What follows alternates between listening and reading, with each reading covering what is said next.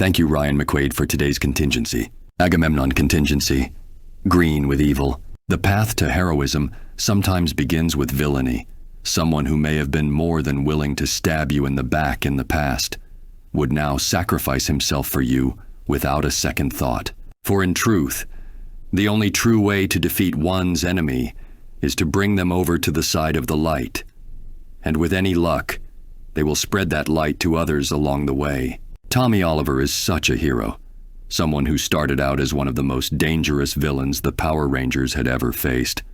More than capable of defeating them despite being at a numbers disadvantage. Fortunately, the Rangers managed to destroy the mind control over Tommy, allowing him to choose his own path. Joining the Rangers in their battle against Rita Repulsa and making them that much more powerful a team. I need to stress that this was a choice, for a reason I will get into later in the video.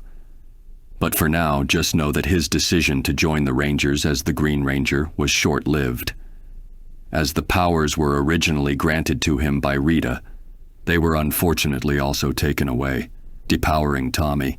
As his final act of defiance against Rita, Tommy would pass over control of the Dragon Zord to the Red Ranger, marking his last days as a Ranger, well, the Green Ranger at least, as Tommy would soon make his return as the White Ranger. And that is not the only colors he would don over his years, as Tommy Oliver has found himself as a member of several different Ranger teams through the years, sometimes being a team leader, while other times being a mentor for a new generation of Power Rangers. It's safe to say that no other Ranger is as experienced as he is. With these experiences, he's managed to best some of the most prevalent evils the universe has to offer. Not just the likes of Rita Repulsa, but also villains such as Lord Zed, King Mondo, and Mesogog, each more than capable of taking over the world if not for the intervention of the Power Rangers. Now, typically with Power Rangers, many are locked into one Ranger form, or in many cases will lose their powers, usually a sacrifice made to obtain the power necessary to destroy their opponent once and for all. But Tommy Oliver is a special case, having been granted a device known as the Master Morpher, a powerful artifact that grants Tommy the ability to morph into any of the 5 Ranger suits he'd had in the past. Not much is known about this Morpher, or its origins.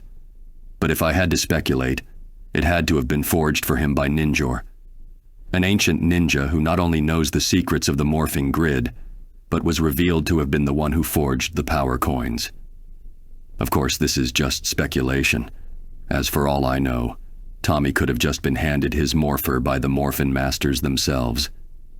I won't get into them, but for now, just know they are beings from the Morphin grid itself. With this Morpher, Tommy not only has access to all his prior Ranger forms, but also access to all of the Zords he'd had at his disposal as well. Zords such as the Falcon Zord, White Tiger, and by far the most popular, the Dragon Zord, each of which are more than capable of leveling cities on their own, let alone if he summons multiple at once. There is also the possibility of his Zords being able to combine with one another, with the Dragon Zord and White Tiger being on par with Mega Zords on their own. A combination of the two could result in one of the most powerful Megazords we'd ever seen to date, and do not for a moment believe that he wouldn't be a threat without his Ranger powers, as Tommy Oliver was already a skilled martial artist before he gained the green power coin, not only capable of holding his own against monsters in his base form, but in one occasion was capable of combating his prior Ranger forms on near equal footing. He'd also roundhouse kicked a T-Rex once.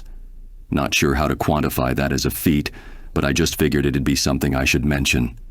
I swear it's almost as if he'd lived his life as a mixed martial artist or something. Now, before I get to the contingency, I must address something. Tommy Oliver had spent his life being a beacon for good. Some may call him the face of the legacy of the Power Rangers, a hero to many who have ever come across him. And as someone who has spent his life fighting in the shadows, it helps to know that there are people like him out there.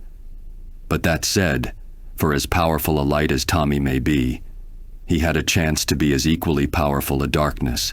I mentioned that when the other Ranger freed him from Rita's mind control, that Tommy chose to join them. But in a different reality, Tommy made a different choice.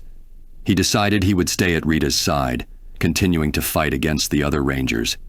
In this timeline, he'd destroyed their world, killing many of the Ranger and obtaining a new form.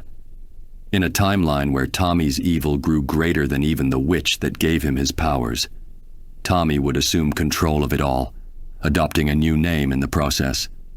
Sitting upon his throne, he would be known from then on as Lord Drakkon. Blighted with an unquenchable desire for power, Drakkon would turn his attention to the multiverse, single-handedly defeating other Ranger teams across time and space, stealing their morphers in order to combine them with his own, each time increasing his already monstrous strength. Through this, Lord Drakkon would grow powerful enough to shatter the morphin grid itself. Needless to say, when it comes to the two versions of Tommy Oliver I've mentioned, I wholeheartedly believe that Drakkon would be the one whom I'd end up faced against. And after seeing what he's done, I'm more than happy to take up that challenge. There are a few methods of which I can use to counter Tommy. The first and most direct would be to target whatever morpher he has on hand. Each morpher is used to harness the power of the morphin grid. This also serves as a means to safely wield that power, which means should the morpher suffer any damage, the use of it could prove dangerous if not fatal to the one holding it. Even Drakkon was shown unwilling to use a broken coin. Another method would be to cut off the grid from the Ranger entirely. I'm currently working on a means to accomplish this, but as of right now, one of the most concrete methods would be to move a Ranger to a place where the grid doesn't exist. As of right now, I have confirmed that the Ghost Zone is such a place, which would not only prevent Tommy from morphin, but would also serve as an effective prison. Next comes the method used to depower Tommy in the first place, the candle created by Rita. Now, I'm not one to put my faith into someone like her, but I have contacts with other magic users, ones with magical abilities that could put hers to shame and would be capable of reproducing said candle. I would, however, need to tie it to a specific power coin, a difficult thing to accomplish, but I have my ways. Should I pull this off, however, I do have to wonder if it would affect any other powers he's absorbed, perhaps at the very least making his hold on them unstable. Should these fail, however, more direct routes will need to be taken. Fortunately, with every Power Ranger contingency I make, the greater my knowledge and understanding of their equipment grows. I've managed to recreate the morphers, tapping into the morphin grid itself. With the help of several members of my own team, I have also acquired machinery that can rival the Zords as well. I have also managed to gain the backing of a few other allies. I will keep anonymous for now. When I make contingencies, there is always a hint of dread during the process, the idea of a friend turned foe being ever present in the back of my mind. But with every hero on the caliber of Superman or Tommy Oliver, I always find myself praying that I never have to use it, not just because of what untold damage could be done, but the idea of the world losing someone like this to evil can be too much to bear, and I think we all know how heartbreaking it would be to lose such a great man. If you also have a character you wish for me to cover, or just want to support this channel, I'll have a link to my Ko-fi page. There will also be a Google Doc with the list of characters who have ever been done or already commissioned by others.